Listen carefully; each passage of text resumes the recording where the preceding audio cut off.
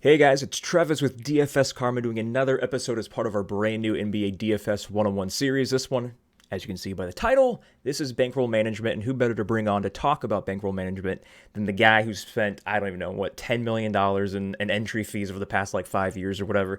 Something like that. We got CEO, top dog of Karma right below me, DFS Karma AC on Twitter.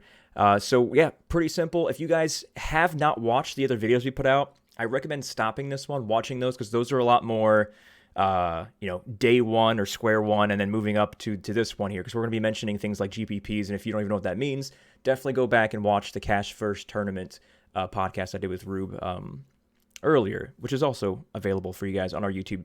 Make sure if you do find this helpful before this is over with, click the thumbs up on this video, as well as subscribe to our YouTube channel. We'll be putting out a lot of helpful tips, as well as, live streams for all of the sports that we cover, which is pretty much all of them at this point. That being said, let's hop right into it. First question I had. Can you keep the 10 million on the low? I don't want my wife to hear how much has been spent over the years in DFS. Just make sure she's not subscribed to this YouTube channel. Yes. So this is the video here where Anthony. This is like, why did he get a divorce? You go back and like, oh, this is the video. This is the starting point of why the marriage just dissolved. So yeah. That being said, first question I have here for you is, how do you, and this, you guys watching this, bankroll is not something where it's one, like, if you do it this way, you're 100% right. If you do it this way, you're 100% wrong.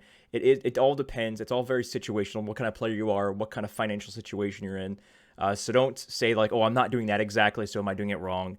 It's not right. It's not black and white. There's a lot of gray area there. But yeah, first question I have here is, how much of your bankroll is at risk at any one given time? So if you're playing multiple sports on a single day, how much is actively in a contest and at risk at any one given time?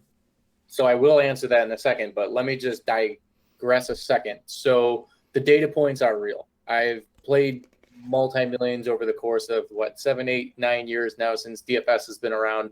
Obviously, this company is going on year 6, I believe, in the summer here. So it's been a long journey. The answers to the questions that I'll give tonight on the podcast are genuine. I don't even really know the questions, to be honest. So I'm just going to kind of answer them on the fly, because I, over the course of time, have developed a natural pattern of these data points that I have. And I feel very comfortable explaining, this is what works. This is the route that I tend to use. It doesn't mean it works all the time. I'll be very transparent on that. There are ups and there are downs. There are warm spells and there are cold spells. But I have a general gist of how I like to attack things from sport to sport. But of course, we're kind of talking NBA in specific, I guess. But back to your question, on a given night, the amount of portfolio max, there's probably a couple different tiers of players. For the new people out there that are just kind of falling into the DFS industry, welcome. I mean, it's fun. It's a long journey. There's a lot to learn. I think with the betting industry growing as fast as it is, we will eventually see a new crop of new users. I mean, the industry has become somewhat saturated, as we all know, to an extent. But for the true new novice players, I would suggest nothing more than 5% of your bankroll a night total. I mean, I know that sounds lame. You can go 10%. So, for example, I mean, let's keep it even. $100 is your bankroll. Again, new player, just getting their feet wet. Yes, it sounds lame in a way, but you probably shouldn't have more than $10 in play a night. I mean, honestly, 5 is very safe because, again, I have the numbers. It's helped me. I mean, through the good times and the bad. But I think 10% is a max. 5% is probably your floor. So then you think about it for the next tiers of players. Again, you're playing longer. You are either building a bankroll or you have a bigger bankroll to start with. My recommendation is, the more money you have, I think you have a better chance. I think if you only put in $50, $100, you're going to basically grind yourself into the ground over time. You got to start moving tiers up, take some shots at times, and we'll talk about that as well. But for like the $1,000 type bankroll type player, yes, now you can start to see that $100 a night is 10% max, but at the same time, that's a lot in play for people. I mean, $100 is a lot. So I always like to say, if you really want to get into this, do it right. Get to that $1,000 type of bankroll if possible to get to that type of player. And then there's tiers above that. Your bankroll gets bigger, or you have a lot of disposable income that it doesn't mean the money's in your account, but there's money in, whether it's your personal life or whatnot. And it's always going to back funnel for the cold spells as well. We can talk about that later. So does that make sense? 5 to 10% is a sweet spot. You start going over 10%, I'm telling you, when you go through the cold swings and the valleys, you will lose your bankroll within 2 weeks, generally speaking. So you said 5% safe, 10% max for the day one person, because they're learning the ropes, they're trying to figure out what's working, what doesn't work. If they're just trying this on their own, I mean, of course, if you're part of Karma Nation, it's definitely going to get expedited that at the education level there. So that is answering the main part, because this is NBA DFS 101, so this is geared towards the day one players. But someone that has a lot larger of a bankroll, let's just say, I don't know, just random number, like $10,000 bankroll, and they have experience, so they're not a day one person. So let's say somebody's coming here because they never had bankroll management education before, but they've dabbled in the industry for a while, and they have $10,000 in their bankroll, whether they fell down to 10,000 or they built up to 10,000. If they have 10,000, what would your cap be at for any given night? Yeah, so it's the same thing. It's 5 to 10%. But again, I will go back. I'll take 2 steps backward again. I think, if you have $10,000 bankroll, more than likely you're probably not listening to us on this podcast because you're doing your own thing and you've been around a long time, and that is a larger bankroll. But that's why I was bringing up that hypothetical $1,000 type of bankroll. I think that's a fair for the mid stakes type player, which is where a lot of the people live in the ecosystem. So I like to stick around with that number. And I do think 5 to 10%, same thing. So like 50 to $100 a night, you should be. And again, we'll talk about some other questions, but that should be where you should be at monetarily wise with that mid-sized $1,000 type bankroll. 5 to 10% doesn't change. So just a follow-up question I had to that, I was going to ask it a little bit later, but I'll ask it now since we're on the topic of it. You've mentioned it a few times. The financial situation of every single person that's interested in DFS or that plays DFS is different. So these things are not, like I said, they're not black and white. There's a lot of gray area there. But if someone is just uncertain of how they should view how much they can start with their bankroll, we've talked about, if you have $100, if you have $1,000, if you have $10,000, in terms of just like a philosophical financial thought process, how would you tell someone that's doing this for the very first time, how much they should, not an exact number, of course, because you don't know how much they make per year in salary, but how should they approach determining their starting bankroll amount? Well, I would say, again, that's why we're on this podcast to talk about it. I'm thinking about it as you asked the question, and I think it's a lifestyle. Like some people are in the trenches with us, and we love them. That's basically what most of the people are. Obviously on our staff, we have an entire staff devoted to all kinds of sports, which is great. So people are in the trenches, so to speak. But, I have several friends, this is a good way to answer it, that they don't care. They're not in this, the bubble of DFS, so to speak, but they like action and they like tossing a few bucks around. So those people that have the $100 bankrolls, which is obviously more common, my thoughts are to them, and we can get the contest selection too to help out. Those people should be looking at this like, yeah, you should just be playing the lottery. You should be just still, you can probably rev up to 10 to 20% of your bankroll, but you're not really worried about just getting that double up type of return that we can talk about too as well. Like those type of people should be playing more for fun, enjoying the experience, the thrill, the hobby. In my opinion, that goes overlooked in this industry a lot. But the more mid-stake type player, and I think there's more of those out there than we think, you do need cash allocation in your daily play. Again, for example, in NBA, if you're making, let's say 1 to 3 lineups, I mean, it's in your best interest to have some exposure. In the DraftKings does a great job of the 50-50s that they offer. You don't want to get in the large double ups that have multi-entries. You want to stick to the 50-50s that have a single entry play. And you can also enter that lineup again in GPPs as well. But more often than not, you're going to cash in that single entry GPP, and you will not cash in the actual GPPs themselves. That makes sense. All right. So the next question here now, we talked a lot about, how much do you risk of your bankroll? How much should you start with your bankroll?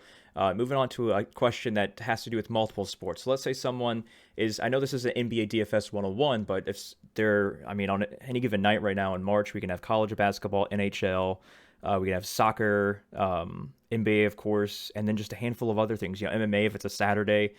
We got NASCAR going on as well. So if you're someone who is part of Karma Nation, who knows that we have all these experts in all of these different sports, and they want to dabble, I would say sometime, probably Saturday or Sunday. That's typically the day that has a lot of things going on at once. And you want to dabble in all of them. I know you already said that 5 to 10% max is the most amount of your bankroll that should be at risk at any given time. But how do you divide how much bankroll is allocated per sport? So let's just use a number. Let's just say 3. Let's say there's 3 sports you want to play. NBA being, of course, the one with the most contest options because it is one of the big 3 sports. And let's say the other 2 are, let's say soccer and MMA. So 2 sports that don't have the amazing contest selection options that NBA does. How do you differentiate? I'm putting, of the 10% that you're playing, this much goes to sport A, sport B, and sport C. How does your mind work when it comes to that? So you might hear a couple reoccurring themes that I might answer in every single question. And it's the kind of mantra of look yourself in the mirror. I think people need to know who they are. They need to know what type of player they are. They need to know their personal lifestyle. I bring up Dave, legend at DFS Karma and NASCAR. Like, for example, his lifestyle's changed a bit. We know he's one of the greatest NASCAR DFS players out there in this industry. But I think, again, if you know your lifestyle changes at times, then you can adjust your play, right? So people that are playing 3 to 4 to 5 sports, we all know there's a bunch of them in our own community. I do it at times as well. I mean, I love DFS. This is where it all started for me. Yes, that's why in your last question, I said 10 to 20% of your bankroll for those type of players who are spreading it around. I think you can get to like a daily 20%, 25% of your bankroll. That's pushing it. I'll be honest with you. But if you are actually playing 3 to 4 sports, the money's got to come from somewhere, right? Unless you're truly just entering, a couple bucks.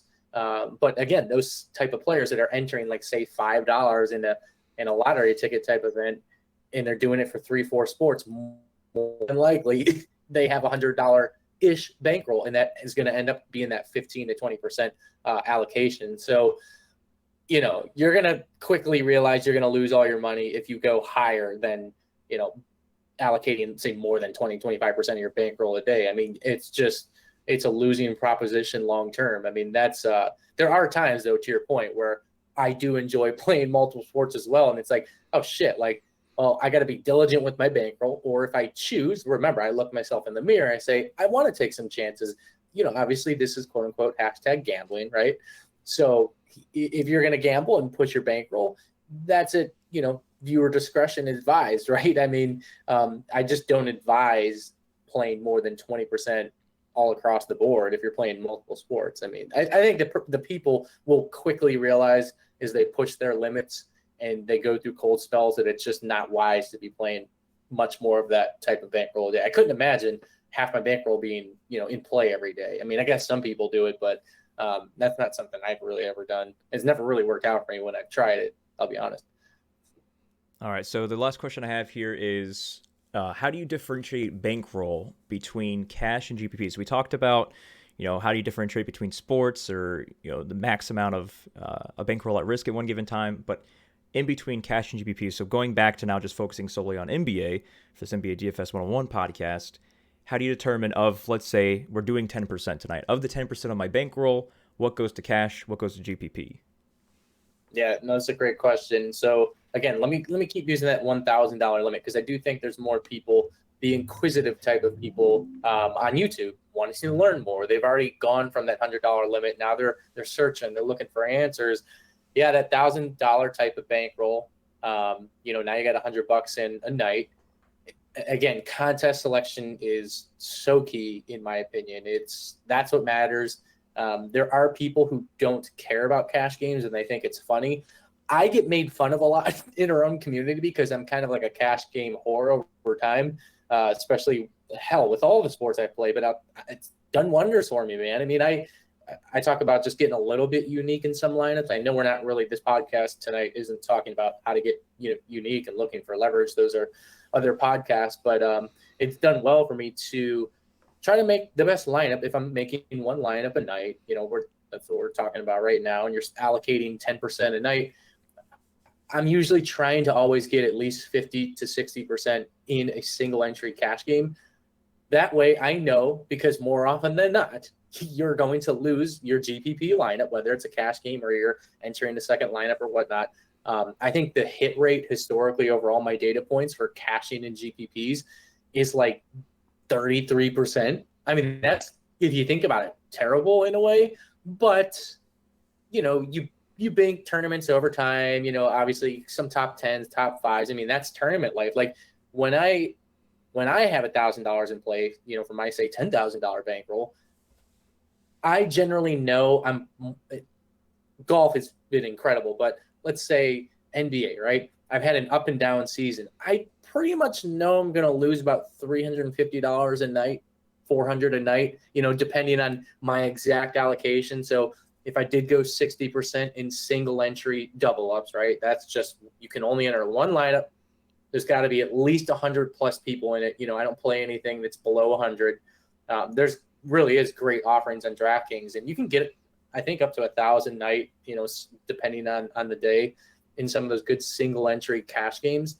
And then, I mean, I want some GPP exposure action because I'm a DGen and I love it. And this is why we play DFS. So 35 to 40% of that 10% allocation a night is going towards a single entry GPP more often than not. Does that make sense?